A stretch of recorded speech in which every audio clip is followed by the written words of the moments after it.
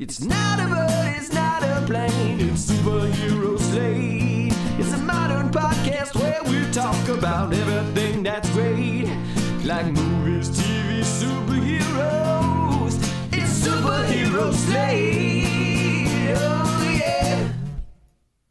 Hello everyone and welcome to Superhero Slate, the show where we run down the latest superhero entertainment news. We love TV, movies, and superheroes, so maybe we'll talk it all out. My name is Chris. And my name is Mike. And this week, we're reviewing the first season of X-Men 97, Mike. You're back, you were out, so now we can talk X-Men 97. And we're going to talk that at the end of the show. As I told you on Monday, I think we told everyone last week on the show, get your Deadpool and Wolverine tickets quick. These are selling out very quickly. I don't know. I went to my favorite theater and my normal seats. That whole row was booked up already, and I was like maybe 30 minutes behind. So, well, we don't have it. We don't have it in the show notes this week, but maybe people are using the money they saved on not going to Furiosa for these Deadpool tickets. That's true. Well, nobody went anywhere this weekend, but that's something we can talk about here, kind of at the top of the show. I've got a leaked plot synopsis for Venom the Last Dance, and it's definitely going to go out with a bang, man. I want to talk about this. Give it to me. Yeah, and more. Welcome back to the show this week. Yes, thank you. The baby shower went off well last week, which is why I was not on the show. So now I'm excited to be back. We can talk about X-Men 97. Luckily, it wasn't spoiled for me in any way. Though this wasn't really like a spoilery show in a way. Like, I know there are like twists and turns, but for some reason, I feel like no matter what anyone would tell you, like there's still so much to enjoy in this show. I got lucky there. But Chris, I wasn't going to let this slide just before you started recording. You started saying that you are trying to purchase an electric griddle so you can cook breakfast foods en masse. And I bet you thought I would have no anecdote or follow-up. Absolutely to that. No. I knew you would, but I do, because just before we started recording the podcast, my wife leans over to me and she goes, "Hey, babe," and I was like, "Yeah." She's like, "Do you want a shop vac?" And I was like, "Say less. Of course I want a shop vac." So I think somebody was giving one of those away on our local Buy Nothing group. So you'll get an electric griddle. Yeah. I'll get a shop vac. We'll all start having kids, and then this will be the 1 hour a week where we act like we're not adults. We're not adults. Well, we kind of are adults. And I think a lot of people would appreciate our talks about griddles and shop vacs. Because you never know when you're going to need those, right? You get to a certain point, you're like, man, I wish I had a shop vac. So it's kind of funny. But the electric griddle thing is we have a stove. Well, I say it's new. I've been to my house 3 years today, actually, and what's crazy is, my stove is great. We have this glass top, all this fun stuff. But like when you're trying to cook breakfast, you're like juggling so many different pans across the stovetop. I'm like, I just want one nice flat surface with this. And the one I'm looking up, Mike, you'll appreciate this, is a 3-in-1 griddle. It's got the grill racks on one side, the flat space on the other. So you can like have either the grill marks or the flat griddle thing. And then you just take those off, put them in the dishwasher, and the griddle's clean and everything's good. Do you have a cabinet in the kitchen that will be tribute to hold on to this griddle? Absolutely. We actually, so we have a laundry room our laundry room is next to our kitchen at the end of it, and it's got 2 closets in there. One is the cleaning supplies closet. One is the food supplies closet, like where the air fryer lives, the Instant Pot, and then now the griddle will live next to it. So, you got the check boxes of all these fancy home appliances that we didn't have growing up. For that, but yeah, absolutely, we have a place for that to live. Now, your shop vac, are you sweeping up a lot of stuff with a shop vac? That's the question I have for you. I just didn't imagine you having a use for one. You know what? When I have it, I will find uses for sure. I always remember my dad using them in almost emergency situations, like something's backing up. Like you can suck up water with a shop vac, which is something that I think some people might not know. So like if you have like a toilet backing up or you have like a sink backing up and that water needs to go somewhere, that's when you run for the shop vac.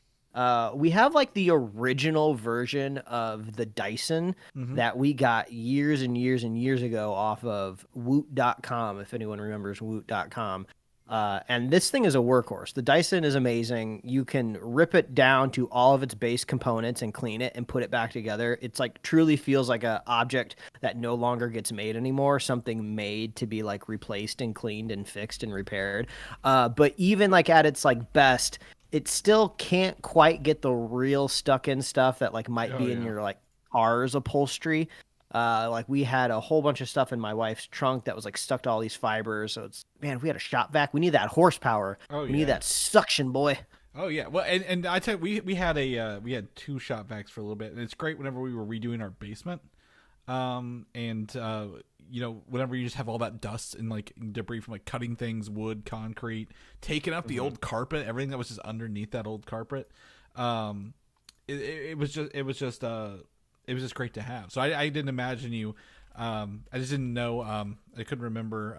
Well, you're gonna have to reframe the way that you look at your co-host of Superhero Slate. He is a shop vac kind of guy sometimes. Yeah, so I know that's kind of hard to imagine, Chris, but it's true. So when I come out next month, you're gonna show me what you do with it. Oh yeah, Chris, we're gonna get all up in that shop vac. It will be not safe for work. Okay. But speaking of not safe, Chris, you survived tornadoes this weekend, and we have been blessed by Mother Nature to record this podcast because somehow you still have internet and you still have electricity. That's right. So yeah, there were I don't know how you managed that. There were several tornadoes coming across the Midwest yesterday. Once in the morning, knocked out some tree stuff. I showed you photos. Power was out on and off all day. It was wild. And then yesterday evening that came on. There was a YouTube channel that I sent to you guys. That was like this guy. That's all he does is sit there on YouTube and like updates people and has people like out in the storms. It was kind of crazy. I clicked into that link. That guy has taken a master class in vamping because he's essentially looking at the same radar for 10 minutes at a time. Things occasionally update.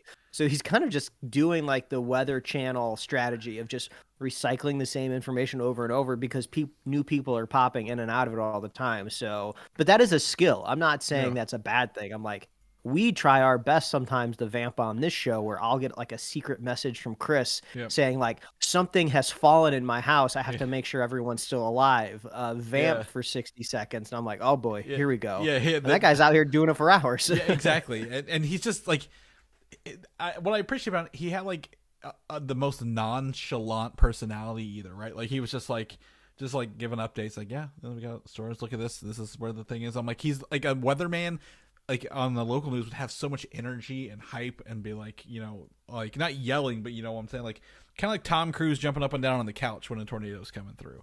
And this guy was just so chill. So it was great, but I'm doing great. Everything's fine.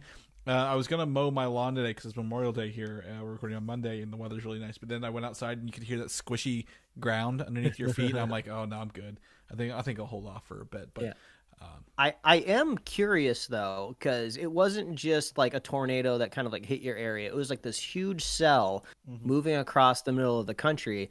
And I am curious if it had any sort of effect on the box office for Furiosa. Yeah. Because I didn't get a chance to go see it this weekend. I would like to see it. I brought up rewatching Fury Road on the show a few weeks back.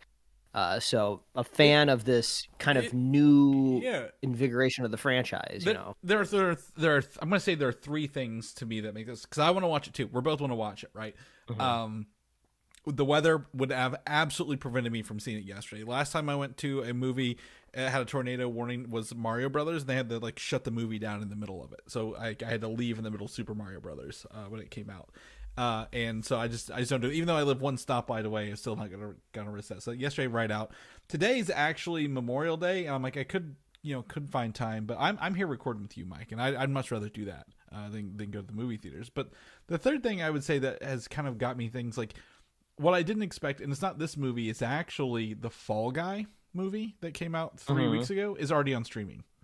Why is that movie that did well already on streaming? Is it really already on? Are you serious? It's already on streaming? It's on pay streaming, PVOD. Yeah. Wow. Like, honestly, it's crazy. So, like, I wasn't expecting to talk so much about Furiosa on the podcast this week, but it's so funny because it tees into so many different things. Yeah. Like, it's Memorial Weekend. The wife and I, we just canceled our Cinemark Movie Club membership because it was coming up on a year. and we're about to have a baby. We're going to be going to the movies a lot less coming up, so no reason to hold on to it. But also, there haven't been a whole lot of movies before we canceled that we went to go see, because we have 8 credits remaining that luckily we still get to use. Like, I've technically paid for them. Even though I've canceled the service, I have 8 free movie tickets to use. So we were ready to go to our local Cinemark, and first I wanted to see The Fall Guy, not in our local theater.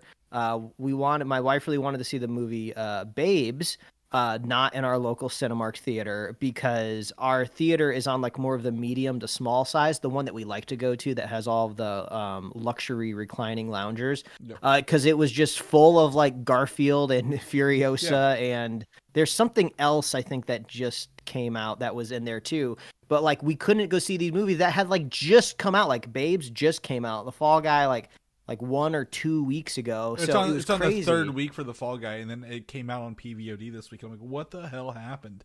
So I don't think it's Furiosa's fault that it came out on PVOD. I think people are now be like, oh, they'll just be on streaming in 2 weeks.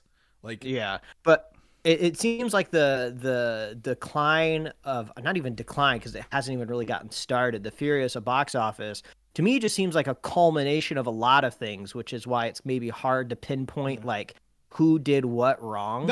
Nobody did anything wrong. The movie is being reviewed very well. Nobody did anything wrong. The other part of this is the culmination, or I guess the first wave of the strikes last year, right? Remember the strikes that pushed everything back a little bit? No one thought Furiosa would be a tentpole summer movie at all last year. Like, that was not it. Last year, it was going to be a Marvel movie, right? We were going to have a Marvel May movie and then a Marvel summer movie, and they literally everybody has moved everything wildly through the end of the year, through next year. So Furiosa wasn't supposed to be the tentpole movie that everyone was banking on it to be, because even you go look at Mad Max Fury Road, it did not do well in the box office. It did okay. It was the after release where everyone really started to come to watch that movie. So yeah, I think it was like the word of mouth that got that first one to grow. And I actually can't even remember necessarily what drove me to go see Fury Road in theaters, because I didn't really grow up with the Mad Max franchise. So it probably was the word of mouth that was like, oh, this movie is really crazy, I need to go see it. I think you got it right there. Like, high expectations for this movie that I still think is relatively niche. I understand the other movie was very widely acclaimed. A lot of people loved it. This movie has like stars in it as well, but I just don't think I don't think there was an appetite for a prequel of it necessarily. I agree. I've seen the good reviews as well, but like, I don't think it has the juice to get people to the theater as much as they thought it would. I think it could have, if anything else had already got people going to the theaters. This is none of these movies have really got anyone into the theaters this year, right? So like, what is that kickstart? What is the engine that's like, oh, I want to go to the movie, that's a good movie, I had a good time, I remember that, I'm gonna go see another good movie at the theater? There was none of that kickstart this summer, right? It just kind of came through. Like, I'm not rushing out to see Kingdom of the Planet of the Apes. I don't know, was If the other movie you were thinking of that came out recently? That was the other one. Like, if no one came to see, if was it Inside Out 2 isn't until June, Deadpool Wolverine, which is our first topic, is in July. So I don't know if there was that kickstart was just never there. And again, Furiosa is not this was never meant to be a tentpole blockbuster film. It is, as you said, it just needs to break even. But I'm also going to say, on the flip side of that, you can't write a movie off the first weekend right now. Like literally the fault of people saying this movie flopped, it didn't have a good opening weekend. We'll start giving it legs, right? Don't put it on streaming in 2 weeks, because that's what people have now been trained to do. Make them wait 6 months, and they'll probably go see it through word of mouth, like the original Mad Max Fury Road. It is pretty wild that you're telling me right now that I can pay to watch The Fall Guy at home, because since we had to go to a different movie theater this weekend, we ended up going to see the new Alana Glazer movie Babes. That cost me $18.99 per ticket, so that's like $40 to go see that movie in our local AMC, which we would have saved a lot more if we could have gone to our Cinemark. So that's a whole nother factor as well. Like, I'm guessing the VOD on The Fall Guy is probably $20. Isn't that usually what premium kind of VOD costs now? Yeah, it could be. The other movie is Challengers, is already on streaming as well. Yeah, that was just in the theaters not too long ago. April 26th. So, Yeah, I'm looking all these up. I'm like, these are all now on PVOD within 2 to 3 weeks right now. yeah, but I've seen a lot of discussion out there on the internet just right now, and it's just been interesting to me of people trying to figure out like you're saying, Chris, why hasn't the kind of like the movie box office started? What's going to kickstart it? You know, we have a big movie to talk about here at the top of the show here in a minute. Right. But if you wanted to go smaller, much smaller, we did go to the theater this weekend to go watch Babes, which was very topical for my wife and I because it's all about two friends kind of going through different stages of having kids. And I thought it was really, really funny. Obviously, I related to a lot in it, specifically right now in my life. But I think even on its own merit, it was pretty hilarious. But this does kind of also scream movie that probably won't be in theaters long, and you'll be seeing like streaming on like Hulu or something not too long. But you know, if you needed to go check it out, I've noticed there's a lot of activities that seem to unite pregnant women in one location now in my life. You know, you go to pregnancy classes, you're surrounded by pregnant people. You go to these infant CPR classes surrounded by pregnant people. You go to a opening weekend of a movie that's all about having a baby. There's pregnant women around you. So that's what my life is right now, Chris. I'm surrounded by bumps. They're all over. And I couldn't even escape pregnancy when I finally got around to watching the Dune movies yesterday. Yeah. I watched both of them back to back. 5 hours of Dune. That's a lot. That's a lot of Dune. But do you see why I would tell you not to watch the first one until the second one came out because of where it is? Yeah. And honestly, I think I would tell people after watching these two, maybe just wait until there's a third one. I don't know if these are gonna have an ending at any point in time. So I did do a little bit of research, and I know it's a book series. There's like tons of books, but like at what point is there going to be like a definitive kind of ending? Like when is Timothée Chalamet going to be out of the picture and we can kind of close the chapter of the Dune franchise? Well, what's great is like, again, you said, but like the first book does end where that one ends. So they end, there are differences. The endings are different than the books, but that is very well where the other ends. The second one, it's not Heretics of Dune.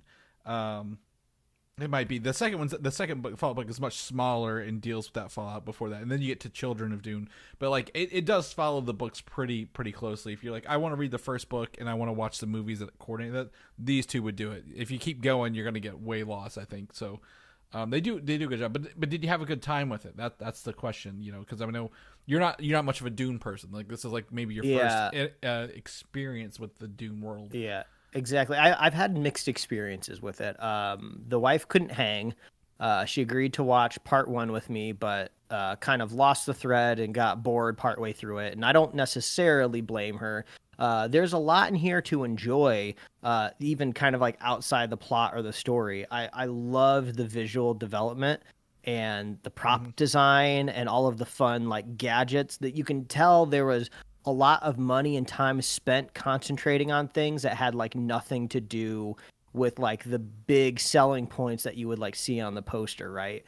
Like just the little like the fine detail in like the thopters or the shields or like all of these like little gadgets. I love the huge spice harvesters.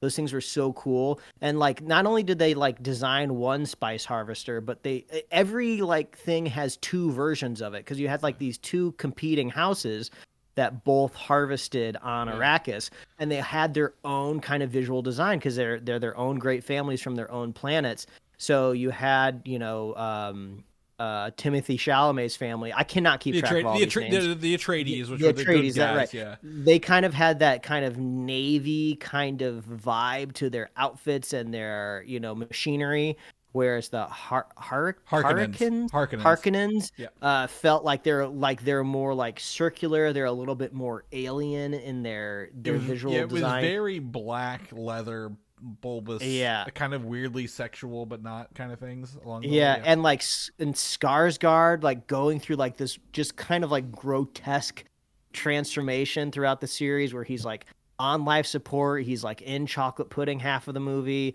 and then when they go back to their planet it's like in black and white, and but it almost worked well. I didn't necessarily feel like they were going for like, oh, just the fun gimmick of let's go black and white. I could almost imagine like, oh, maybe their atmosphere on their planet has some sort of like polarization and everything just like looks black and white. They filmed that in infrared. To get that look. It's not just a black and white filter, because it doesn't feel black and white, right? Like it's a weirdly starkly contrast, but it's like an infrared filter, I think, over everything with that. Yeah, so everything, all of basically the set dressings were like really, really great, but the story sometimes did drag. And in part 2, it felt like some people were just carrying like the idiot ball. There was a lot of just like, oh, well, we're really lucky that the Emperor landed, outside on the outskirts, even though I don't see why he couldn't have just like landed right over the capital city in some way. But all of that to say, like, it's a very effective movie. Like, I wouldn't take anything away from anyone that made this movie, but I couldn't recommend anyone go out of their way to watch these movies. And I definitely didn't go out of my way to watch them. I waited this long to finally get around to them. So we know that they're making a part 3. I understand what a prequel is supposed to look like, because they're making that prequel HBO Max series. Yeah. So I am more informed now. So I probably won't be going out of my way to watch any of this stuff, but it seems like a good holiday weekend with an extra day off. I need to burn, okay, maybe I'll check out the next Dune installment. So I kind of had higher hopes, just because, these 2 movies had been simmering kind of for a while, but there were still positives to take out of it. The technology was really, really cool. I kind of have similar feelings about the desert that I do with underwater movies. Like, I don't want to be underwater and I don't want to be in the desert, because it's just pretty boring. But at least the desert had like these giant sandworms, and that was kind of cool. Yeah, well, the desert serves a purpose. It's not like it's an original movie, kind of like not anything like Avatar. Like, Avatar has like this, like, based on the like Dune is the sand planet. You have to do that. Yeah. You read the book, right? Yeah, I did. How does the spice make interstellar travel possible? I would have loved to see how that the works. spice is it's just more like a drug, and in the books, like, I would say, even if you went back and watched the original one, the Space Guild is they're left alone, but it's kind of like a drug that unlocks like another dimension in their minds, kind of thing. It turns them into like living computers, and you kind of saw some of the human computer people in this movie, at least mostly the first movie, right? Like, there was the Mentats, who, like, it was the older guy in the first movie, and he could like tell them everything about it like very quickly. So like the whole universe is much bigger than that. Like, they actually, why you don't see technology is because there was a technological war millennia ago, and they were like, the Emperor outlawed all computers and technology because the AI was like, or not AI, but like computers were turning against humans and trying to kill them.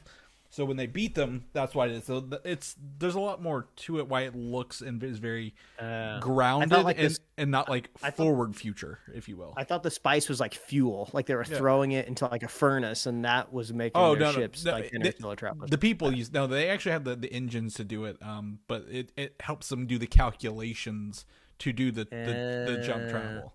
So interesting. Okay, so that's what it is. But I really like Dune. I think honestly, that's my kind of sci-fi level. That's why I would say, I resonate with it a little bit more. It to me, and you may, it's essentially space Game of Thrones rather than fantasy Game of Thrones. I do like being exposed to kind of like, because this is a seminal work of science fiction that a lot of people have drawn on, and I would not be shocked if you told me the kind of space witches that David Filoni created in the Clone Wars were like a direct reference to the Bene Gesserit? Yeah, Bene Gesserit. Yeah. In the in Dune, like they seem to be and directly inspired. From the kind of that source material. There's a lot of again, this book was written in the 60s, so like absolutely a lot of. Set a lot of people forward on sci-fi. I would even say probably George R.R. Martin was probably inspired by some of this, and like I said, in his Game of Thrones stuff, right? Because of all the houses and the different things they do, and like the backstabbing and everything. So, it gets real. This series gets real weird. I would give them one more movie, one more book, maybe even Children of Dune, but like boy, does it get real fucking weird after like that fourth book.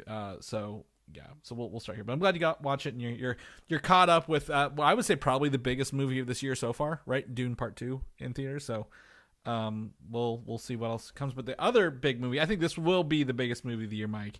Probably other than Kraven the Hunter, wink wink, which we'll talk about later, is Deadpool Wolverine. And the tickets are now available. If you haven't got your tickets, I want to make sure, we talked about last week when Patrick was the guest. Thank you for guest hosting, Patrick. That tickets are now available for Deadpool and Wolverine. I got mine like half an hour after they went on sale. My row was sold out that I normally go to. So it was just wild to me that they're going that fast. And they did say, this is one of the fastest selling R-rated films of all time, at least on like internet, ticket purchasing websites. And then if you get them in some places, like through Fandango, you can actually get the best friends necklaces, right? The Deadpool and Wolverine necklace that was in that promo poster. So they're selling some of those, so they're giving some of those away. But one of the things about this, Mike, is and I linked these here. There's two cross promotions with it. One is an in-cinema ad to turn off your phones. And this is by far one of the funniest things I've seen for turn off your phones. I hate the really cheesy ones where they're like, was it like it's ringing and someone turns around and says what's going on. But this one was actually entertaining because Deadpool's known for breaking the fourth wall. Wolverine is in here with Hugh Jackman, telling them to shut off your fucking phones, but bleeping it out. And they even, what they say, we know who's someone who's going to be in Secret Wars. Like they're even poking like the bear a little bit for leaks and spoilers. You have no idea how excited I was to see this. Good. I ranted on the show like months ago about how what we need to do is we need to make put your phones away ad that's like not cheeky and like not cutesy or not just like clips from Amazon Prime TV shows, which is the one that I remember seeing the most recently. And it needs to run literally before the movie plays, like not before the big like AMC like Coca-Cola ad, like literally before the opening like crawl of the credits. Somebody needs to have fear struck in them that put their phones away. So the best case scenario is that's what this is done. Like they use this just before the movie starts to roll. That would be amazing. I love how violent it is. Like it's like, I understand it is for comedic effect, but I believe that Logan would be in there trying to murder you if your phone was there. They even do like the ringing of the phone as well. So like it's almost like they're doing like a mock scenario of just like, hey, this is annoying, folks, right? When your phone rings and stuff. Mm-hmm. But I would go even a step further, Chris, because it's not just the ringing anymore. It's people don't put their phones on ring anymore. I can't remember the last time I heard a phone. It's just when the giant screen flashlight is coming out in the corner of your eye and you can't. So I need somebody to get nitty gritty in it. I want just like 30 seconds of just like, you're a bad person if you're on your device at all, no glowing, stop distracting people. So, but this is off to a great start. If the popcorn buckets went viral, maybe we can kind of get this going viral, and then every movie will be making their own. That'll be like a new law. Let's have Congress pass a new law that if you're going to have a movie in theaters, it needs to start with a custom created, put your phone away. I don't want to do that. I think you make people do it. You're going to get, you're going to diminishing returns, right? People aren't going to make fun ones anymore. But I enjoy this, and this is one I could see them using for a few years even, right? Like I don't mind this running for several years. But the luxury of Deadpool breaking the third wall, the luxury of it being an R-rated film, and they bleep out the words but don't cover his mouth so you can see what he's saying the whole time. And I'm like, oh, this is great. Like he's just very angry, and he's wearing that, and it is fun. It shouldn't be things should be fun in the cinema. I'm glad this is fun. But it's like the perfect storm of everything with them. Along the way. I'm clicking around my local theaters showtimes for the Thursday the 25th. And they're starting to sell. And this is a movie that's 2 months away. Mm-hmm. So maybe this, Chris, like you were saying, maybe this kind of changes the headlines in the entertainment section of the newspaper, if the newspaper still exists in 2 months, of like, hey, the box office is back, movies are back, and it kind of maybe will change the tone. Well, I think it won't be movies are back. I think they did that with Dune already this year. We've already had that title, and I think it's more of like the event film. Marvel is back. Disney has turned themselves around with this one. Even though that may not be true by the time we watch the next movie, but it's gonna kind of lean into like event filmmaking has returned, right? To get them back in there. So I'm excited for that. And then the other cross promotion that was really funny is that this is the first Marvel movie with a beer tie-in, and it's for Heineken. And the only thing that I ever remember Heineken was like when they did Austin Powers back in like the late 90s, early 2000s.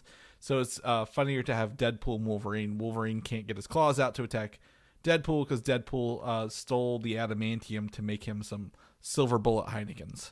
So this is just funny. Like, if they're gonna cut promos, Ryan Reynolds, we always talk about being a marketing genius, right? Doing that stuff. They're gonna throw everything they can, and he's gonna make it fun, right? I'm not gonna go drink Heineken. This isn't convincing me to drink a Heineken by any means, Mike. But I will remember the name Heineken beer kind of going forward because of some of the funny stuff like this.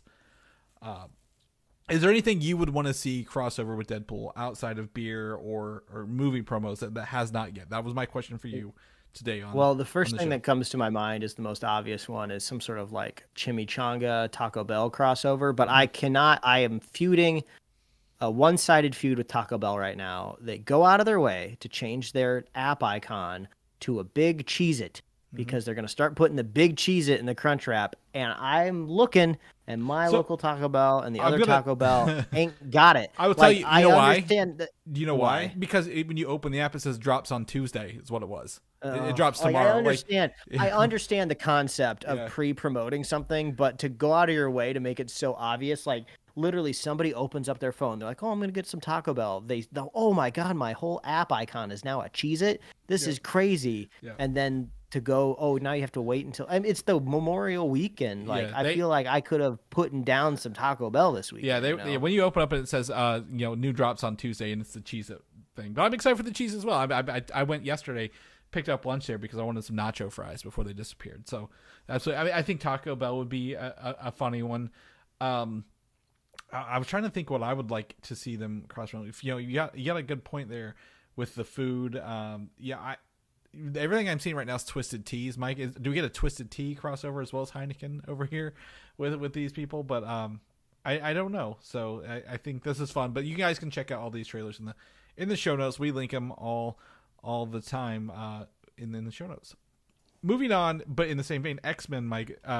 Deadline, I think it was Deadline, has said that Marvel is courting or in talks with screenwriter Michael Lesslie to write the mutant-led reboot. At least the first draft of it, right? We know all these scripts go through multiple iterations. They're not just like first draft done and they film it, right? Especially with so much time. So Michael Lesslie, he's known most recently for the Hunger Games prequel, The Ballad of Songbirds and Snakes, and some other movies. But that's great. They're getting to work on it, right? Like, we don't have a director, but they need a script before they kind of hire a director, I guess. Yeah, it's crazy that we're now just casually talking about the next X-Men movie when we started the podcast, it was owned by an entirely different company. Yeah, we hadn't even got Apocalypse when we started the show yet, I think, X-Men Apocalypse.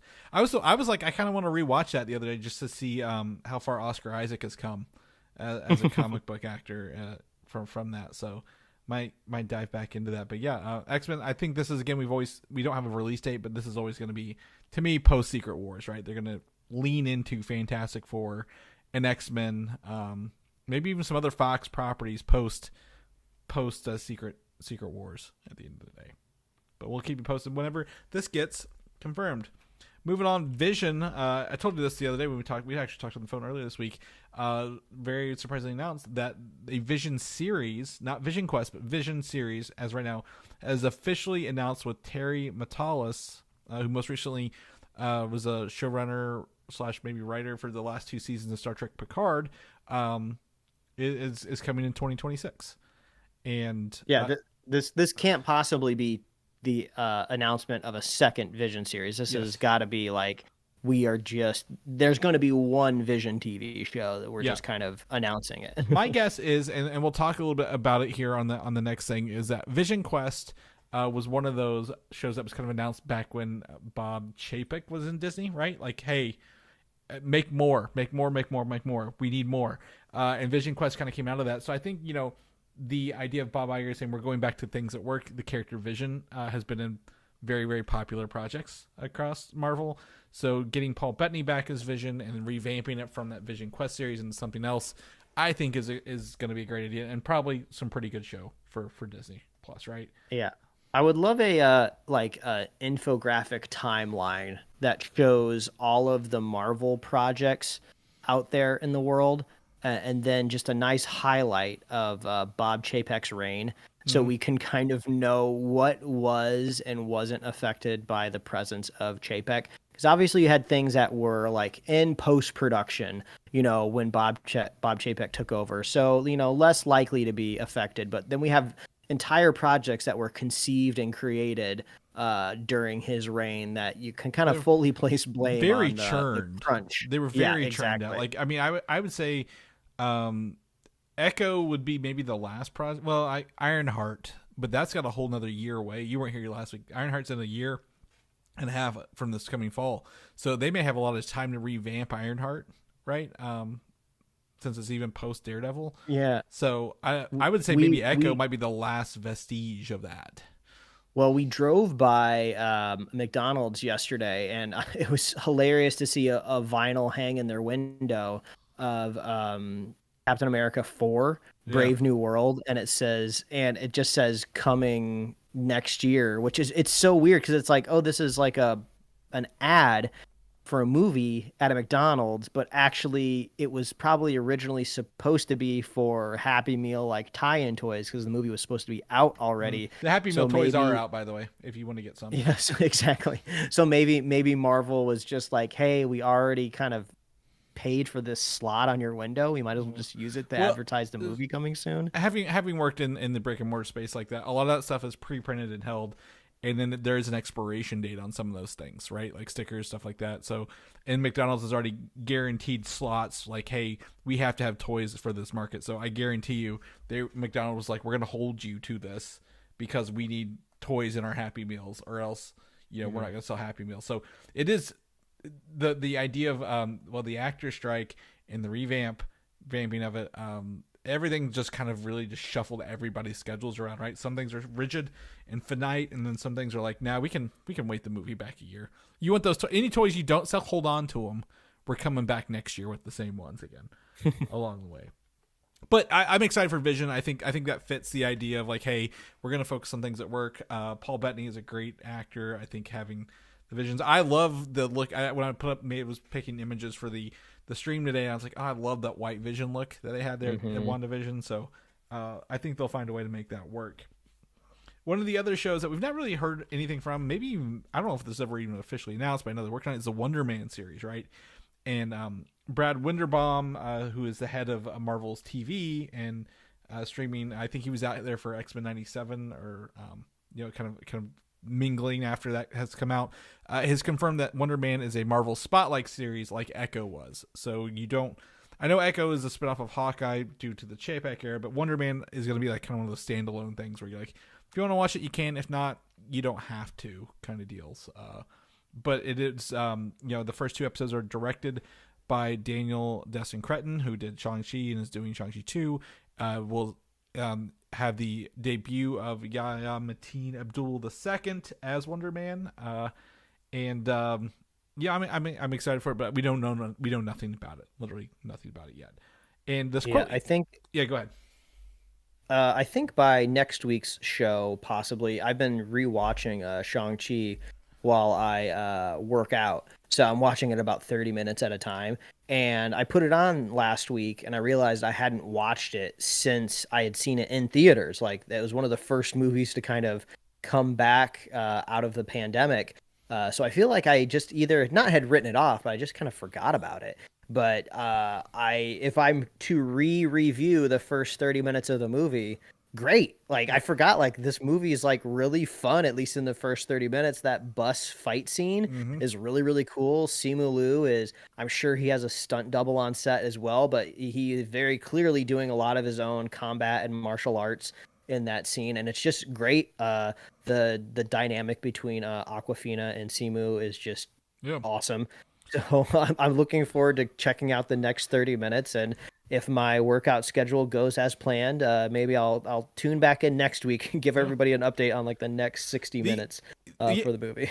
Yeah, that comes up one pretty frequently here whenever I just throw on my Marvel streaming channel. But it's interesting because that movie really doesn't have superpowers until like later on in the movie, right? With the actual 10 rings. So to see a character be that, you know, charismatic and only just be like a very highly skilled martial artist is really fun for Marvel. So I absolutely agree.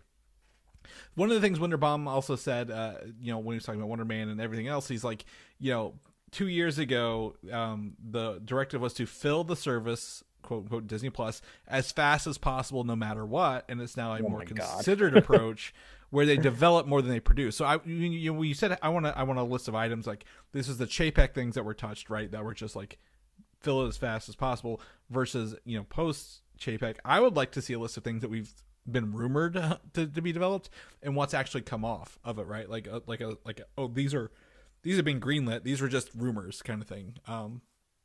Because I think we're gonna get a lot of that because we talk every week. It's like, you know, they're developing this or developing this. Well, developing doesn't mean it's going to come to see the light of day. It's just something that they have to do to say, will this work? Will this fit our needs at the time? Right. So, yeah, it is crazy just how absolutely damaging that policy was. Right. Because it's funny, like I'm trying to imagine like the other version of this strategy, which was just to like stay the course, you know, make fewer great stuff.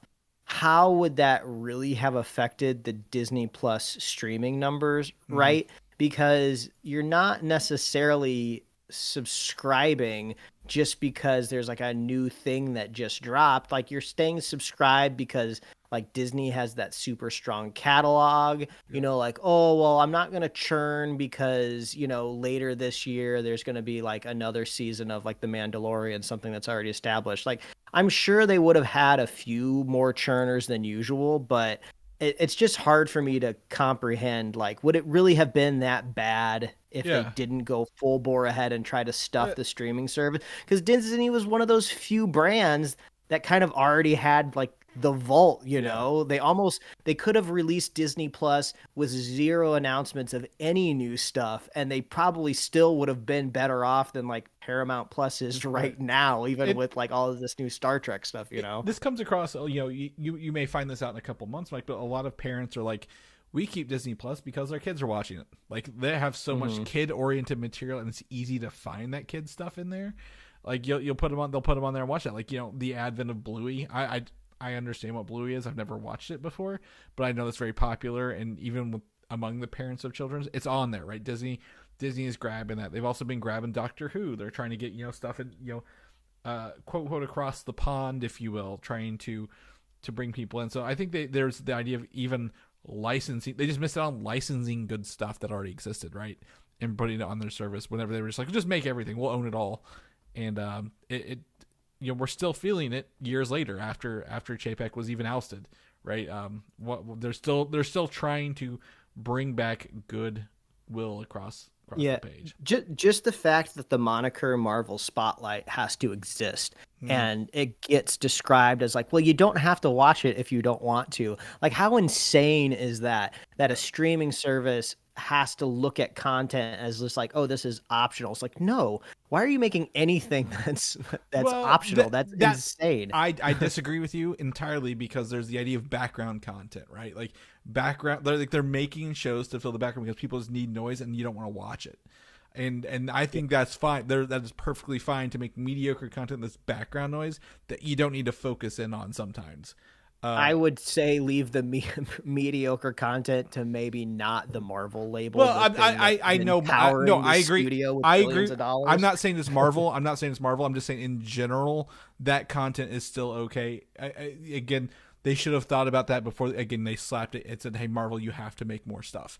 Along the way, and literally it's between that, again, we talked about last year's writers strike and actor strike. Everything has just been a boulder rolling down a hill, and we don't know when it's going to really settle yet. So we'll see. But I'm so excited for Wonder Man. I think it's got a strong cast. It's got strong people behind it, and since they have not announced a date for it, there's a lot of time for them to adjust things and do the TV approach that they said that they're going to be doing. So we'll see where that is when that comes out.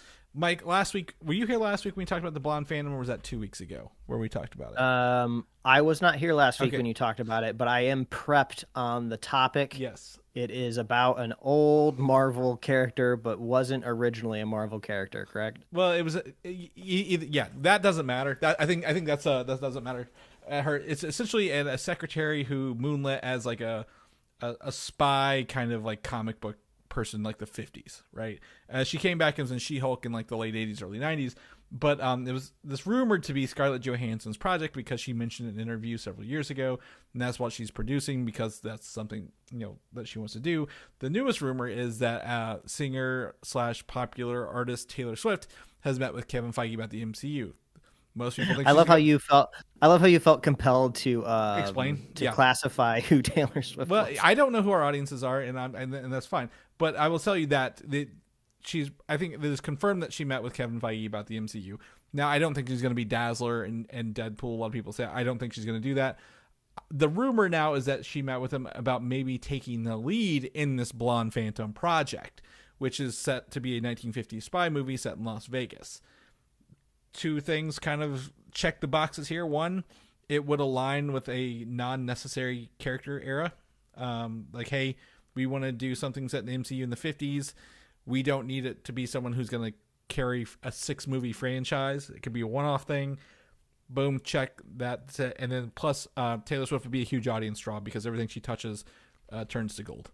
So I don't know where the Blonde Phantom project lives overall. Or why Scarlett Johansson has possibly has such an effect on it. But if they were to do a 1950s set thing, I think get Taylor Swift. You're gonna have instant money at the box office here. Yeah, you put it in theaters for sure. Don't put it on Disney Plus because I feel like you're leaving box office dollars on the doorstep for sure. You also missed last week. There's no more Disney.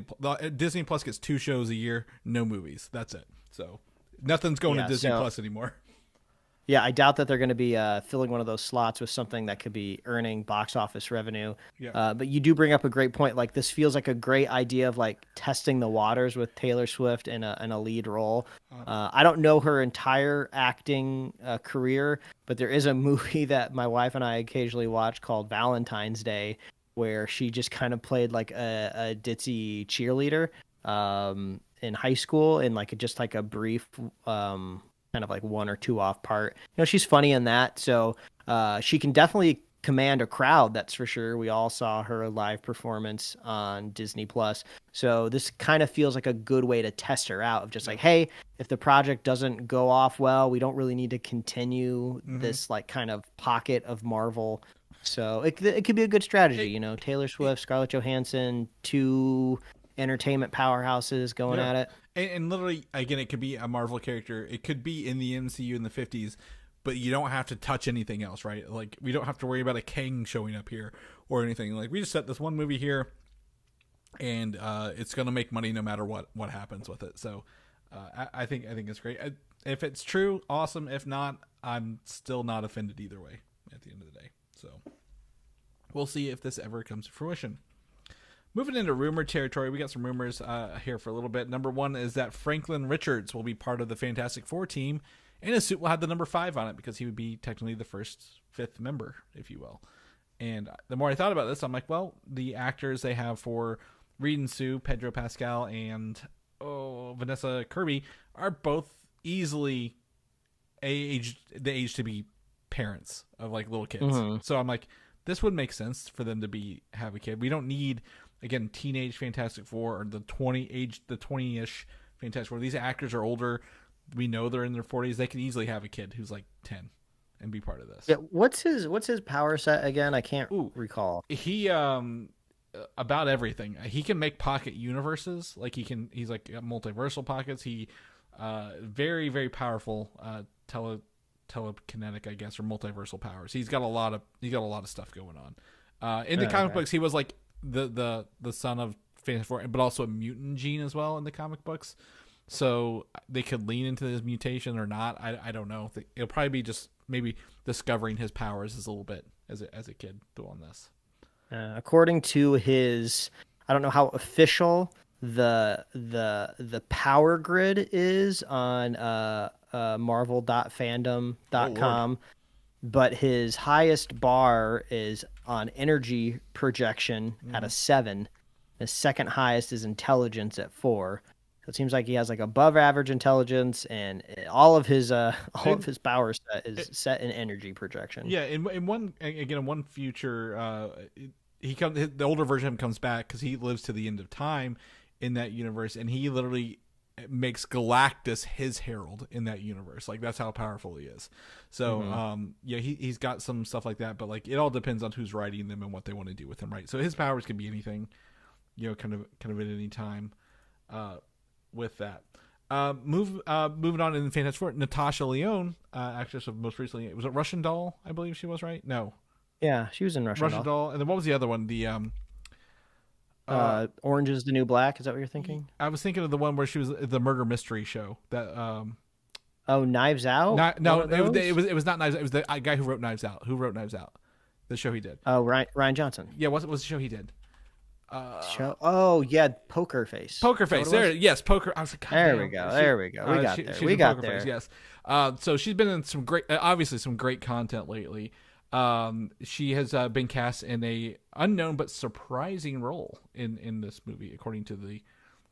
She's been cast officially, but the Scooper says it's a surprising role. Some rumors are saying that she could be a female Doctor Doom in this universe. Being multiversal, right? Not the Doctor Doom across all time, but like that version of this. So to see Natasha Lyonne versus like a female Doctor Doom versus Vanessa Kirby's Invisible would be an interesting twist on the standard formula from before. I don't think she could be. I don't think she's Doctor Doom, if I'm going to be completely honest. But I think it's still a great grab, right? I think she's a great actress for this. Yeah, she's great. I have no idea what she'll be. There's a part of me that thinks that maybe they're going to try to go more traditional to the comic books with Doctor Doom, just because they've yet to kind of really achieve the classic Doctor Doom. We don't need Doctor Doom this early. I think if you have Galactus, you don't need Doctor Doom at the same time, right? Like, that's too many famous villains in one film. So yeah, I feel like we haven't had a lot of long con kind of conniving villains in the Marvel MCU just yet. Like, every villain that we've come across seems to be a reaction to something that the hero has done, which is why we've gotten a lot of those palette swap villains. I do really like the idea of Victor Von Doom. He was sitting on his throne and he got the report that Tony Stark, this arms dealer, had become Iron Man, and then he's just watching all of this stuff play out, and he's preparing and he's planning, and then all of a sudden he executes this masterful plan, kind of not unlike I can't think of his name, Baron. What's his in Civil War? What's the villain's name again? Not Baron Mordo. That's Doctor Strange. No, oh God, why can't I think of his name? Yeah. He's got he's got the purple beanie in the comic book. He dances in the show. For the life of me, I can't remember his name. But kind of like that, but to the 10th degree. Not just plotting revenge for his family, but plotting for the entire supremacy of the planet. Yeah, and I think the one thing I would say is that he needs his own country, and we got to get Latveria in there some way. Like, he needs to be a ruler of his own country, right? Like, being just an outsider like somebody else. We went to school together, and he's not leading his own country. That's we got to have that part of it. And I think I agree with you. We got to have a more fulfilled Doctor Doom at the end of the day. So absolutely on board with that. Moving on, Avengers 5, possibly. Kang Dynasty doubted, though. They've been calling it Avengers 5, but the rumor. There's a big rumor that a new Kang / the Conqueror, and put the slash for a reason, will be announced in the next few months. So they could use the name The Conqueror to get around the potential issues of the recasting if any exist. I do like that idea that we can do it. We just can't use the word Kang anymore. We've been running it through our lawyers. We've been stress testing the case, for months now. And we finally came to the idea of you just drop those 4 letters, Kang. Well, either way, I think if they're going to contain that, we've talked about the 5 main characters in this movie so far, being very different, right? Spider-Man, new Captain America, Hulk, She-Hulk, and Moon Knight. If they're gonna have a multiversal person, we'll just finish it up with Kang. Don't introduce anybody new in an Avengers movie like that. Continue with Kang if you need to get that done. But the other part of this is the Fantastic Four is not likely to appear in Avengers 5. They will probably carry over into Secret Wars, which I don't think anyone was really concerned about. Well. Yeah, we heard the rumor that Avengers 5 is supposed to be slightly smaller scale, or at least a trim-backed team, so that would make sense. And it was set up for a Secret Wars, right, which would be multiversal, so absolutely. Rumor time for Spider-Man 4. I like a good Spider-Man movie, Mike. I don't know about you. But a Spider-Man 4, not the Tobey Maguire one, I was going to say, not the Andrew Garfield one, but the Tom Holland one. The Bad Boys 4/Batgirl movie that was deleted, director team, Adil El Arbi and Bilal Fallah as our frontrunners as directors currently on that short list. Well, I love that they were kind of poached from Warner Brothers, and I'm sure it wasn't hard to poach them. Yeah. I doubt they had any sort of allegiances over there. If you go back, even I think the director, El Arbi, he shared a note. Kevin Feige even sent them saying he was sorry to hear about their experience in the movie and stuff like that, and some other stuff. So he has been in touch with them beforehand. So snagged them right up out of that one for that.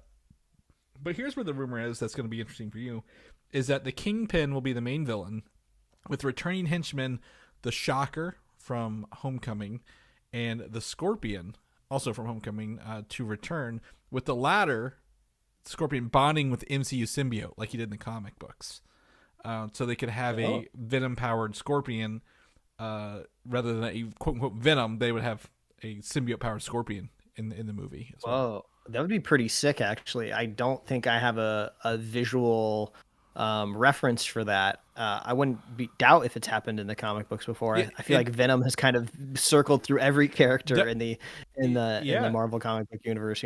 In Dark Avengers, actually, which a lot of lines are kind of pointing to, the Venom on the team, or Spider-Man on the team, was actually Mac Gargan in the symbiote suit, and he was much more like a Carnage, if you will, how brutal he was and was killing stuff like that. The other rumor with this is that Peter Parker may be killed / die in the movie, and then bond with the symbiote at his point of death to bring him back to life, and then that's where we get a Spider-Man with black suit.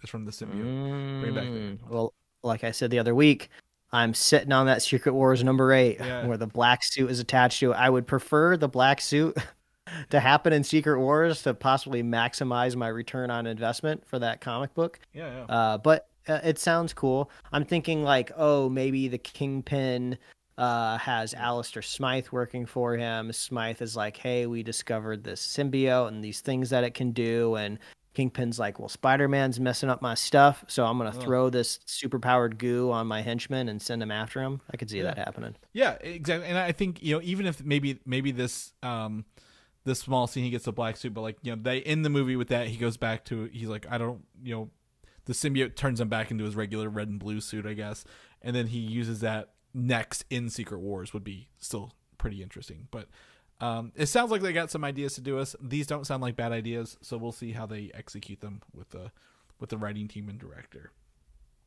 Now we're going to get into some interesting things here, because we have a plot leak for Venom the Last Dance coming out later this year, Venom 3.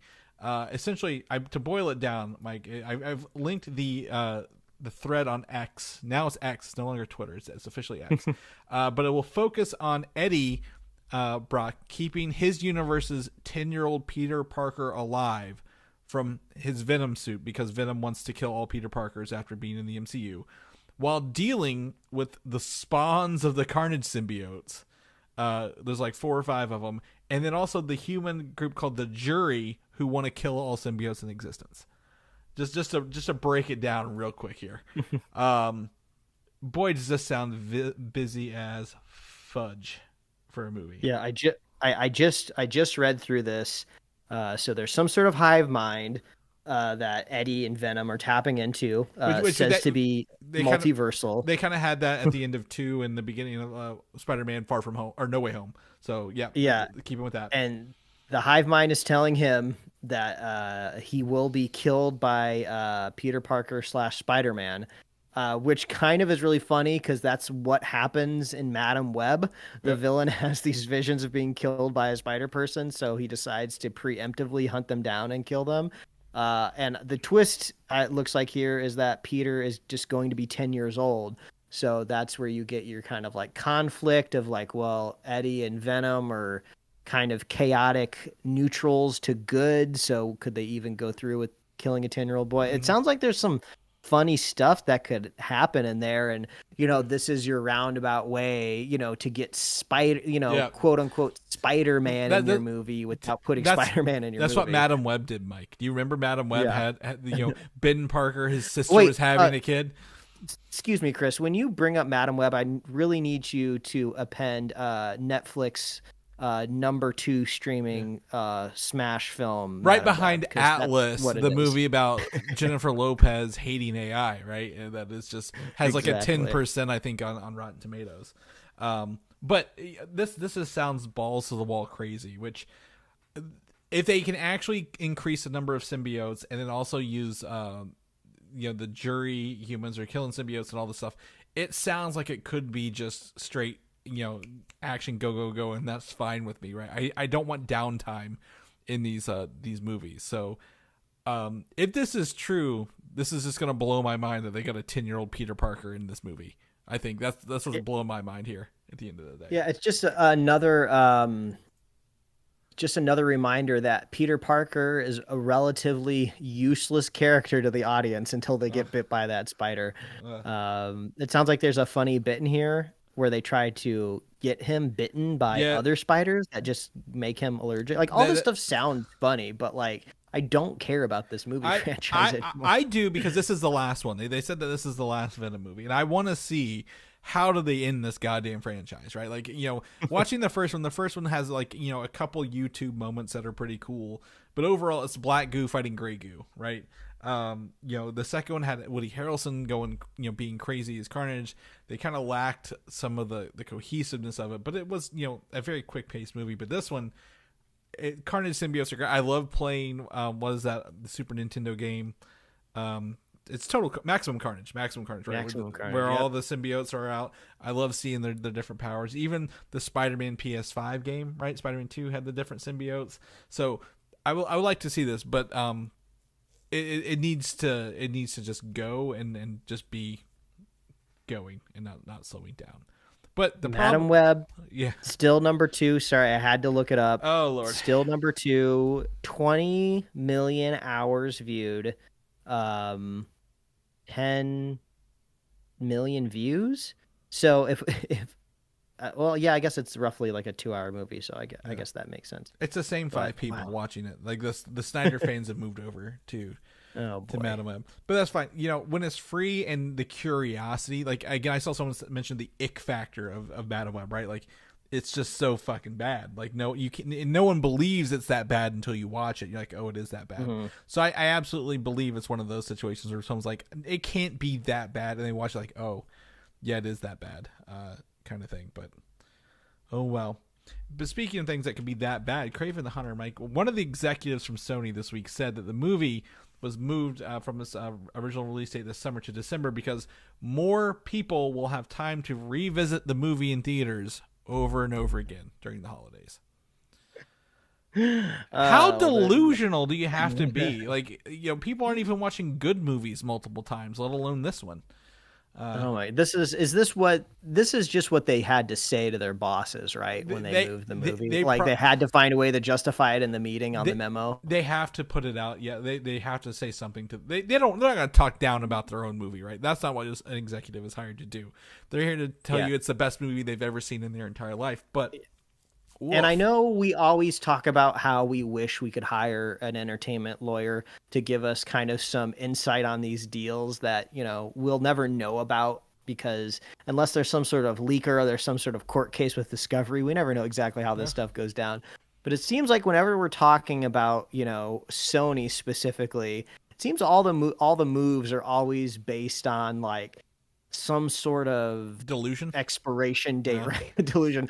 Yeah. So it's like, oh, we definitely have to make sure the movie comes out this calendar year though, because I'm jumping ship and I got to make sure, I get all of my proper, residuals. Yeah. And if it spills over into the next year, I can't go on my vacation to Fiji or something. It seems like there's no long-term thinking with these strategies. It's just like, what's the next thing? Get it out. We got to put Madam Web out on Valentine's Day because all the couples are going to the movies to watch. Yes, exactly. Madam Web. So we'll see. Someone in the social department says they're going to make memes about it. Yeah. We'll get a lot of people going because of the memes. Yeah, the Morbius had memes. That's what people saw. And when we released Morbius, guess what? We lost money. That's what. But yes. So anyway, Kraven the Hunter. When you thank God it'll be out in December. We can watch it more and more times in theaters. Lanterns. James Gunn has officially announced the team of Chris Mundy. I think he was on Criminal Minds. Tom King, comic book writer, and Damon Lindelof as the people working on the Lanterns TV show. So Lindelof always puts up a red flag in my book, right? I was thinking Lost and some other stuff he did. A lot of mystery boxes with him, so hopefully they can, kind of keep that contained. But Chris Mundy with Criminal Minds and Tom King, comic book writer, I think they could probably all maybe even each other out to get some quality content across the board there. I am most excited about this because I love Green Lanterns, and I would love a good quality Green Lantern. Nothing against Ryan Reynolds and Taika Waititi's Green Lantern that they both starred in from 2010, but boy, is that still kicking the dick when you think about it. Moving on, The Last of Us Season 2 is currently filming, and they have officially re-tapped Jeffrey Wright, Commissioner Gordon Batman, The Watcher, and What If, to play Isaac Dixon, a character he actually voiced in Part 2 of the video game. Oh, I didn't even realize. I had to look the character up because it's been a while since I played The Last of Us Part 2. The character, comparable looking. I mean, not exactly, but I forgot who his character was, and I guess he's kind of a leader of the. I guess depending on how you interpret good and evil, leader of the one of the adversarial group. I guess is the way to put it. Yeah. That's cool though. Yeah, I'm like, well, that's a great opportunity to bring that person in who did the voice acting and put him as an actor. I like Jeffrey Wright. Everything he does I enjoy. I have not watched. What was that movie that came out? It was an Oscar award-winning movie. What was it? It's about the book. Right. It was about the book writing one. I would love to watch it, but he does great stuff. I think he's great. He's a great grab. He's even great in Westworld. Say what you will about Westworld, he is a great grab for that show as well. All right, we are at the end of the show. The end of the show means we're going to do a full review of X-Men 97, the full series, probably mostly the last 3 episodes because it's been about a week and a half since I've watched any of the show. Mike, you were able to wrap it up earlier this week, so we're going to talk about it. So full spoilers. If you've not seen it, all 10 episodes are on Disney Plus. You can go check them out. Come back and listen to this. If you want to be quote unquote spoiled, jump in. It's a cartoon show. I don't know how much spoilers are, but it was to me, overall, this season was a great time, and I had a good time, and I highly recommend it. That's my review for the full season. Mike, would you say the same thing before we spoil it? Yeah, absolutely. I mean, the fact that my wife and I were a united front, going crazy that we couldn't watch the finale the day it came out. We had to wait until our family left to check it out. I mean, that's saying something right there. It's great. They do a great job of capturing the nostalgia, but also upgrading it and updating it so you don't feel like you're watching something dated, because I never got around to rewatching the original before the new updated series came out, but I did chat with a couple people that did do that. They did the marathon, they checked it all out, and they're like, oh yeah, that those older cartoons don't age as well as you thought they did, at least I think, not necessarily storytelling wise, but maybe just animation and some of that. Well, we always talk about the meme with Wolverine laying in bed looking at a photo, right? But he's in his full fucking Wolverine costume laying in the bed. Like, they were just drawing stuff back then to kind of meet the weekly deadlines of Fox Animation. But absolutely, the team, especially with the recently not departed the world, but departed the show, Beau DeMayo. Even he has been actively, engaging with fans, filling in stories as the shows come out. There's a lot of heart and like feeling and nostalgia went into making this series, and you can tell there's that reverence of that material. Yeah. And sadly, I mean, I don't want to say they got lucky because it makes it sound like it's a positive coincidence, but the stories that the X-Men usually tell are sadly timeless in a way, because there's always some sort of persecuted group out there in the world that's, getting genocided. That's literally a plot line in this story.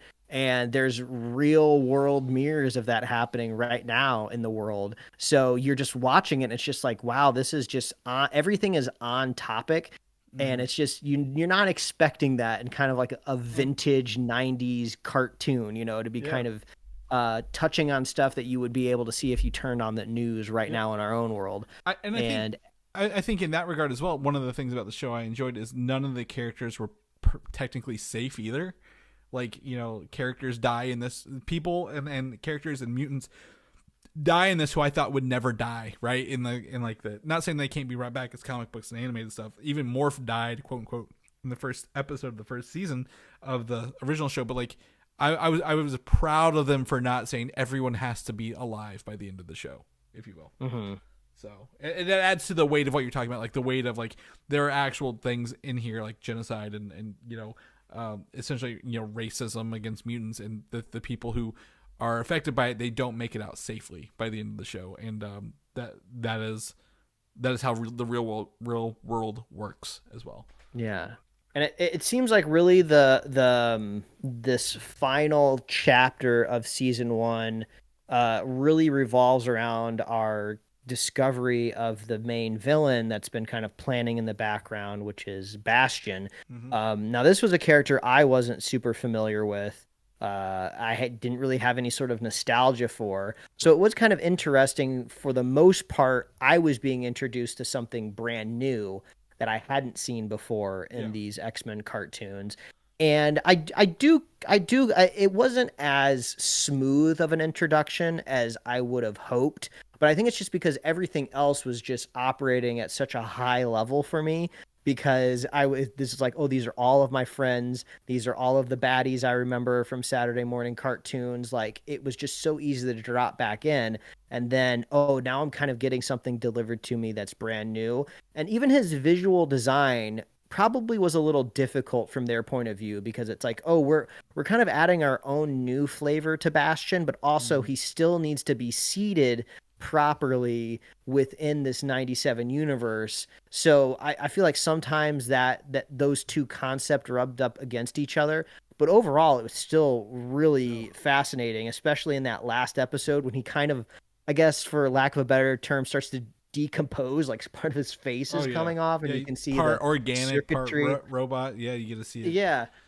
And also they just do a great job of, like, this is kind of like Villain 101, where you make us empathize with them in some way. And it's kind of nice just seeing heroes be heroes at the very, very end, where they kind of had every reason to just obliterate this dude when he was underneath the Sentinel foot. Like, no one would have blinked an eye if they just vaporized him from existence, but they're like, no, we're going to attempt to try to save them because we're good people. I kind of had that similar feeling when I was watching those first 30 minutes of Shang-Chi, where I feel like in a lot of superhero movies, before they were to do this big bus fighting scene, they would have fabricated a way for the bus to briefly stop, and then all of the people get off the bus, and then we'll go back on our fighting adventure. But no, through that whole bus fight, Shang-Chi is doing his best to keep people out of the way, save them, stop them from falling out of the door. So it's just a nice reminder that, like, when we're watching these superhero movies, there's supposed to be a hero element involved. So it is kind of nice that Cyclops does kind of revert back to his kind of Boy Scoutness, which is weirdly endearing. And it worked because I think he kind of had that arc for the season, right? Like, honestly, the idea of him, like, is he married to Jean Grey or Madeline Pryor? His son was sent to the future. He finds out his son is Cable. Professor X, it literally just came back to life according to them. Like, Magneto's trying to destroy the world. Like, there's a lot going on in those last few episodes, which is great because that's what they've set up all these seeds. None of it was surprising, but it was still great to see it all kind of culminate, right? Like, it felt like a lot of those strings, those loose strings, were not all of them were tied up, but like it felt like, oh, we know what the ending is and we know where the next season's kind of going to go. I will say one of the things I see online, a lot of people, it's mixed, but I agree with the people who say Wolverine was sidelined. Yes, because he's not the X-Men. Wolverine is a character of the X-Men. The X-Men are technically dozens of other characters, right? And also just a crazy visual moment. I mean, that is like the epitome of like a comic book splash page, right? Yeah. Just the adamantium being ripped off of his bones. Oh, yeah. Like, so brutal. And it just goes to, it also is a great storytelling mechanic to show you how serious Magneto is in that moment, that he would resort to doing something that brutal. That's how high stakes it was. And then also, of course, the gears in my brain start to run of like, well, of course, Wolverine's not dead. Like, they would never think to do that to a character of that magnitude in this show. But then also, as we see in our little post-credit scene, even when a character's dead, there's probably a way they're going to bring him back to life. It is a comic book after all. Well, but like, I'm already imagining kind of Wolverine's like arc in season 2, where he's going to have the bone claws, and he's not going to have that adamantium to make him as lethal. And then I could see him maybe finding a way to get the adamantium back on him or something. I don't know. There's some sort of journey that he's going to go through. I have an idea of what that journey is already, because at the end, you bring up the post-credit scene, that's where it's going to go, because we see technically Apocalypse in the past when he's in Saban with one group of people. We see the future where Cyclops meets his young son Cable, right, where he is in the future. Then we see Apocalypse at the side of Genosha picking up the card, where Gambit was technically the Horseman of Death for Apocalypse in the comic books. Well, yeah, and I can't believe I never, like, I knew that that is a very kind of basic part of Apocalypse's like origin. He has those horsemen, and I was just like, oh yeah, I never thought that like that would just be a very easy way to bring somebody back. We are missing 3 X-Men who don't show up again at the end, Mike. If you add Gambit, add Wolverine, Storm, and Morph. Where are Wolverine, Storm, and Morph at the end of this? Right, we don't see them. They're not in the past. They're not in the future. They're missing on Forge's board. So what if the 4 horsemen for Apocalypse are literally the 4 people we Gambit, Wolverine, Storm, and Morph become the new horsemen for Apocalypse in the present day? Oh, that would be pretty wild. Because Wolverine, I did also look up Apocalypse's power rankings when I was on that page a few minutes ago. Man, he's all like 6 and 7s in almost every category. He's not somebody you want to mess with. Yeah. So it sets up some great. That is a sign of a good show right here. We're talking about the show, but we're talking about how excited we are for the next season, right? Like, Bo DeMeo says he's already written some of season 2. That means they're probably going to fast track this because of the popularity of the show, Mike, right? Like, get the voice actors back, do all this stuff. I had such a good time watching this show. My wife was on board as well. I couldn't watch. We were behind, I think, a week or maybe 2 because of stuff she had going on here, ending the school year. And I was like, can I watch it? She's like, no, not till I get to watch it with you. So absolutely love that. It was just fun to kind of see all this stuff. And I will say the one thing that disappoints me the most, that I've seen the most talk about this show, Mike, and you are guilty of this. I'm pointing at you right now. Yes. The show is X-Men 97, and you don't have a single X-Men on our thumbnail back here. You have all the cameos that appeared in the last episode.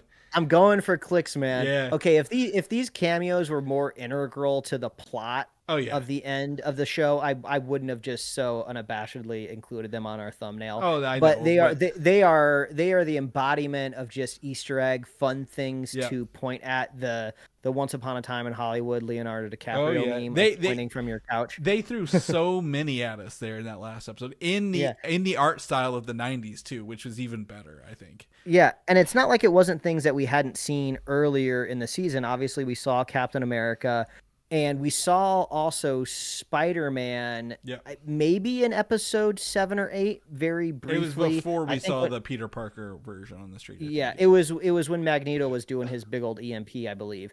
So the fact that all of that stuff that we saw technically could have been anything, right? Yeah. It's just we're seeing comic book characters drawn in a animated art style, this could be living in any universe, right? But the fact that I got to see Peter Parker and Mary Jane unmistakably from the animated Spider-Man TV show just goes to tell me, since that was saved until the last episode, they better be heavily thinking about reviving that show. That was my childhood. That was everything to me. If they could bring back, and we were trying to determine what it would be called, like Spider-Man 98. Is that what we figured? Yeah. I want Spider-Man 98 so bad, Chris. And because the only thing that about that show that doesn't age super well to me in my brain is the Clone Saga. The Clone Saga. Because that wasn't no, it's that Peter is constantly talking to himself because he needs to kind of narrate what's happening because he has like no other team members. So he's either quipping to himself as like a narrator or he's talking to he's nothing explaining at all. The scene. He's just talking out loud. Yeah, exactly. It's a thing that I hate a lot in anime where characters are constantly narrating their thoughts and feelings so they don't have to animate them. So if they could give it this like 10 episode high production value appeal, I mean, oh my God, some of the amazing animation scenes that we saw this season attributed to like a Spider-Man character. Ooh, man. And there's so many things you could pull on now. Like when that Spider-Man show was being animated, they went pretty weird with it sometimes. I mean, he became that living spider. They did clone sagas. But they weren't really reaching out into a lot of until the very end, some of this crazy multiversal stuff. Now like all of this stuff is available to them. Well, it wasn't even it was very siloed to Spider-Man characters, right? Occasionally you get like a Punisher, but like, you know, in this we saw Captain America, we saw 90s Iron Man, we saw Daredevil, right? We got to see Alpha Flight. It was King T'Chaka, by the way, which was an interesting thing. It wasn't T'Challa, because it's the 90s still, so it was T'Chaka. Interesting enough, Silver Samurai, you know, bring in the Kingpin again, bringing back all the Spider-Man characters. I don't care how you do it, right? Rewrite it if you have to, because I think a lot of those Spider-Man villains have cool power sets, but like, oh, you want to have Luke Cage and Iron Fist in an episode? Bring them in, because they're all in New York at this point in the comic books. Yeah, give me like a two-parter where he teams up with Daredevil. That would be so rad. I mean, two characters that are often paired together. Even bring Jessica Jones in her like Jewel outfit, right? Like the purple stuff, because it's a cartoon. You can have fun with it. Do some wild stuff. Like, and this is the best part and greatest advantage of this show, where they can straddle these two ideas of producing a superhero story. You're in a more mature animated universe, so you can tell these more affecting stories and really lean into the life and death of it all. Like, there are stakes involved. But also, you're rendering everything in flat 2D animation. So if you introduce like a Mysterio character right on screen, I'm not going to be questioning it like, oh, well, how does Mysterio have all of these, powers of projection and, putting people in this like psychedelic mist? Whereas if you do it in the MCU, you absolutely have to explain it because that's the world that they've created. Well, exactly. You go back and look at the X-Men episode Motindo. You'd never doing that in live action. You're not doing Motindo in live action. That's silly. But, in cartoons, in Spider-Man and X-Men, it works out really, really well. I will say one of the cool character evolutions in this is Jubilee, doing the cool stuff with her powers, right? The fireworks, the spinning wheels. She had a really good arc in this. Did I send you the photo? I think I don't know if I sent it to you or not. The opening scene credit in the first episode, like it shows like the humans running towards the screen away from the Sentinels. Those are the Sentinels they turned into the Super Sentinels or whatever, Sentinel Primes at the end of the show. I don't know if I don't think I sent that to you. Maybe I did send it to you. I don't think you did. Okay, well I'm gonna have to find this because it was a really, really cool little like comparison. Like, oh, these Sentinels actually they've been seeding the artwork. They're seeding the show with this stuff for a while. So I really love all the deep cuts, all the Easter eggs in the show that they've done, because you can just tell when love and care goes into it, right? Like, it's not like it's hey, we just did a quick cheap cash grab to do on nostalgia. Everything about the show is just firing on all cylinders, and I'm glad they're at least doing a season 2, maybe more, maybe season 3. along the way. Is there anything you want to see in the show next that you can think of? I know the Onslaught character. Are you familiar with the Onslaught saga? So I feel that's coming down the road next because he was created after the cartoon went off the air. Maybe even the more recent Krakoa Island of Mutant Nation, which is the past 4 or 5 years of comic books. They could do that. Is there anything you're grabbing at here? You just want quality. You just want quality content. You don't care what it is. I think so. On that Alive or Dead board from Forge. Yeah. I think was Scarlet Witch one of the dead characters on there? Off world. Off-world. Quicksilver and Scarlet Witch were off-world. I would love to see Scarlet Witch come in and interact with Magneto in some way, because that's just not something that we're really going to see organically in the MCU at any point in time. They have just not set up that family lineage in any way. It wouldn't really make any sense for it to happen necessarily. So the kind of closest we're going to get in kind of a high level storytelling way is going to be in X-Men 97. So I would love to see, have they alluded to like House of M happening at all in the X-Men? No, because that came much later after the cartoon was off. So you could get maybe, at the end of season 2, everyone who's off world comes back for some reason, and then you get a House of M season 3, even kick it off like that. Yeah, that could be crazy. So yeah, there's a lot of things that this engine that they've created can now do, and I would love that. But I wouldn't be too shocked if there is, maybe, since this is officially under the Marvel umbrella, Kevin Feige executive produced, I could see some things maybe being off the table, right? If for some reason they are imagining like a House of M storyline in the MCU at some point in time, just as an example, I could see them going like, maybe lean away from that. We kind of want to do that. I can see them doing it because like all this is based on so much comic books, and they could do so much that they can't do in live action, right? If they did House of M in Marvel, it's going to be, we don't have Scarlet Witch anymore. Like all the Quicksilver said, they're going to have to recreate these characters. Hawkeye is a huge part of that, and he's on his way out. So I think short of MCU rebooting from the get-go, I think they can just have all of they want in here and even include some of those non-X-Men characters. But that's a good thing. You have 27 years of comic books now to lean back on. Bastion wasn't created until X-Men, the original cartoon, was over. So it's funny to have him in here as a villain because he was created after the show was over. So I don't know. I just had a good time with it. I want more, but I'm glad, we got this kind of when we did. I need 10 episodes every single year. Do not make me wait 18 months, 15 months. I need X-Men. I need this show running for at least 5 more seasons. And this can live alongside the MCU content. I don't consider this MCU proper. So if you have 2 live action shows, this you can have this beside it and it'll be fine. Yeah, I don't need this to cross over with What If. I don't need some sort of multiversal tear to throw one of these characters into the Secret War battle that everything's building up to. Just this can be its own thing. It's a continuation of something else that we know and love.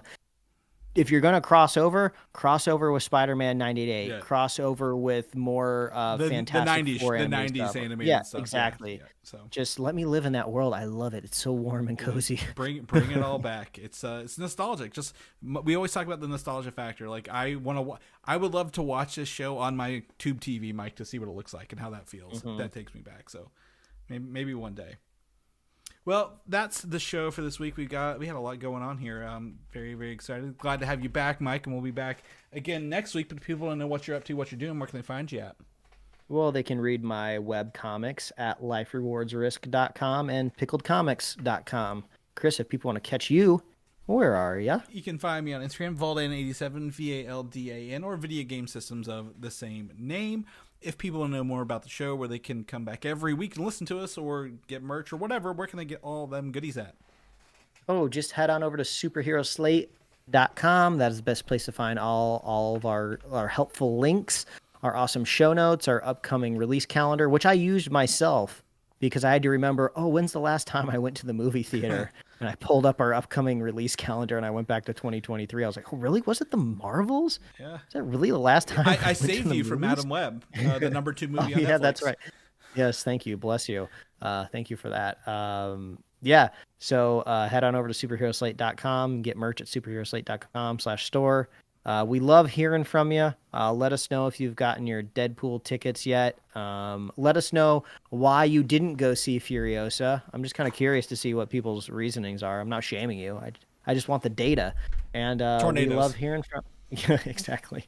We love hearing from you. So we love our super fans. So if you want to be a super fan of Superhero Slate, so easy to do. All you got to do is share the show with a friend, share the show with a buddy, and we'll be here every week, folks. That's right. We'll see you guys next week.